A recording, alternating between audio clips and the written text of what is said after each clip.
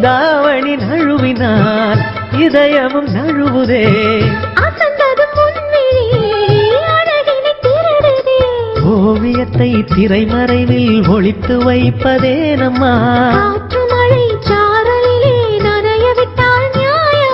ரசிக்க வந்த ரசிகனின் விழிகளை மூடாதே.